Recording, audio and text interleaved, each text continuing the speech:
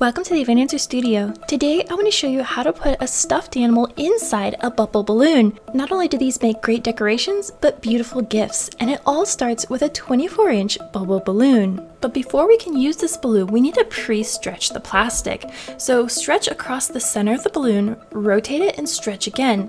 Do this a couple times until the entire bubble is nice and wrinkly. Then I'm going to use an electric balloon inflator to fully inflate this bubble so it stretches out to its full size. That way there'll be more space inside this bubble when we go to stuff our toy in later. Now sometimes the bubbles are a little oblong. If that's the case with yours, just press on the tall side to even out the bubble a little bit, and that'll stretch it so it ends up being more spherical. Once you're happy with the shape of it, let all the air out, pressing it flat, and then take a pair of scissors and trim down the nozzle portion of the bubble so it'll be much easier to pass things through it later on. On the opposite end of the bubble, we're going to make a small cut along the very edge of this bubble, and that's where the real magic of a stuffed bubble happens. Cut a hole just big enough to slip the scissors inside and then cut along the seam. We want to make this opening barely big enough to get our stuffed animal through it and no bigger. The less we have to reseal later on, the easier this project will be. The cut that you need in your bubble may look a little different than the cut I made today, depending on the size of stuffed animal that you're using. I chose this 12-inch tall stuffed bunny rabbit that was on clearance at Walmart after Easter. I want this rabbit to sit inside the bubble, and to prevent it from accidentally tipping over, we need to support the weight of the head of the stuffed animal through the top of the bubble. And the easiest way to do that is to tie some fishing line to the top of the bunny rabbit's head. This will then go at the top of the bubble and will be able to keep the bunny stabilized. Cut about 2 feet of fishing line and thread it through a sewing needle. Then you're going to make a single stitch in the top of your stuffed animal's head that's about 1/2 inch in length. Now you want to make sure you're actually catching the fabric of the stuffed animal and not just through the fur. Remove the sewing needle from the fishing line and then pull it back so you only have a couple inch tail on one side. Then tie the fishing line in a double knot right against the head of the stuffed animal. Trim away any of that remaining tail with a pair of scissors, and now the fishing line will be able to support the rabbit through the top of the bubble.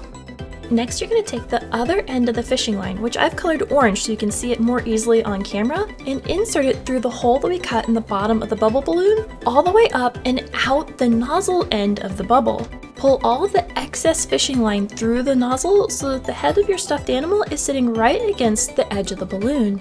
Now it's time to squish the toy and stuff it through the hole we cut in the bottom of the bubble balloon. If your toy isn't fitting through that hole, don't force it.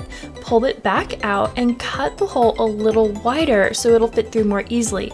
It's better to have a clean cut edge on the bubble than it is to stretch and potentially rip the bubble, making it harder to get a good seal in the next step.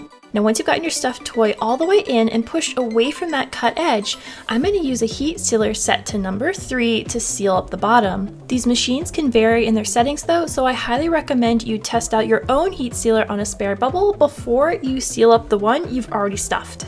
This is the most critical step in this entire project. Take your time to make sure you get nice, flat, consistent seals across the entire bottom. The 3 best tips I have for getting a good seal is take it in small sections, pull the edge of the balloon tight so you don't iron in any wrinkles, and keep the toy away from the edge so you don't accidentally catch any of its fur in the seal where air could leak out. Once you've sealed the entire opening closed, don't put that heat sealer away just yet. We're going to test the seal by putting a little bit of air in the bubble so it's just tight. Hold the nozzle closed, and then you're going to listen for any hissing sounds that may be coming through potential holes. If you don't hear anything, run your hand across the seam, feeling for any potential air movement. If you don't feel anything, go ahead and inflate the bubble some more to its finished size. You want to make sure that the bubble can completely stretch that size, because I've had bubbles that I've done this smaller test on, but later when I inflate it to the full size, it stretched the seam too tight and caused holes to appear. If you do find any air leaks, hold on to that spot and let the rest of the air out of the bubble and reseal that location. Continue this process of sealing and testing until you know your bubble won't leak any air. Next, I want to add some colorful accents inside the bubble with my little bunny. And to do that, I'm going to inflate some 5-inch balloons to 1 pump of air using a hand pump. Put the balloon on the end of the hand pump and then insert both the balloon and the nozzle of the pump inside the bubble balloon, making sure that both of these are in the body of the bubble and not stuck inside the nozzle of the bubble.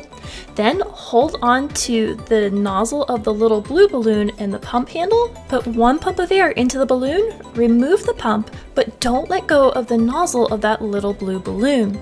Then you're going to pull the nozzle outside of the bubble, tie a knot in it, and then cut away any of the excess nozzle left beyond that knot. This will give us a nice clean look on the inside of our bubble. Repeat this step until you've got 5 or even 7 of these little blue balloons inside the bubble with the bunny rabbit, and then we're finally ready to inflate the bubble for the last time.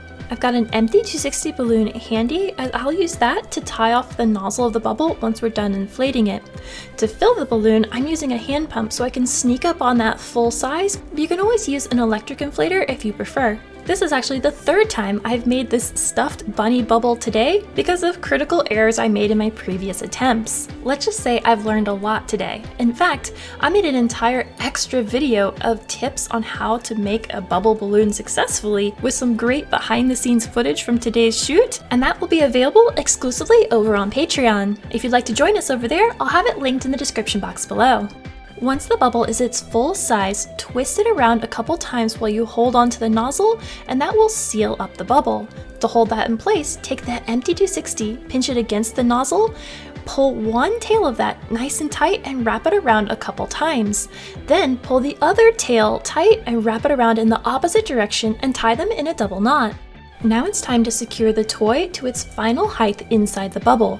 Gently pull up on the fishing line until you like where it's sitting in the center of the bubble, and then tie the fishing line to the 260 balloons with a double knot. You'll see the 260 balloon has long tails still, and if you want to add balloons to the top of the bubble, you'll need those 260 tails to secure them in place. My plan though is to finish off this bubble with a ribbon bow, so I'm going to trim off those 260 tails so they'll be much easier to hide in the finished design. Now we need to assemble a base for our bubble balloon, and I'm using this 6-inch white cardboard box as a base.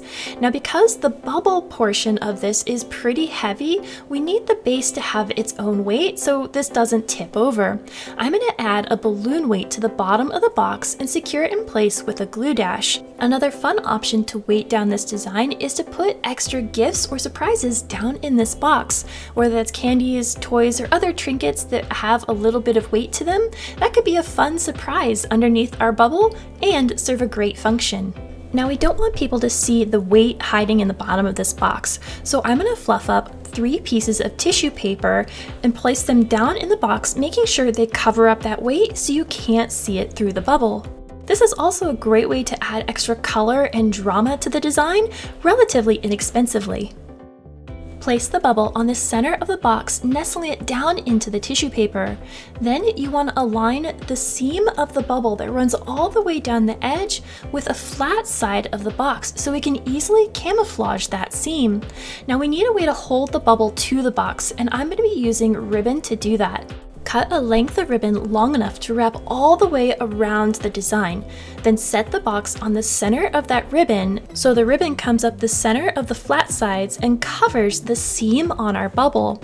Now at the very top of that bubble, I'm going to place a glue dash near the nozzle of the bubble, and that's what will hold the ribbon in place. Once you remove the paper backing of the adhesive, pull the ribbon up so it follows that seam once more and place the ribbon into the glue dash. Now I want to pull the ribbon nice and taut and bring the other side of the ribbon up and do the exact same thing. It's the tension of the ribbon wrapped around the entire thing that will hold it together, so make sure it's nice and snug.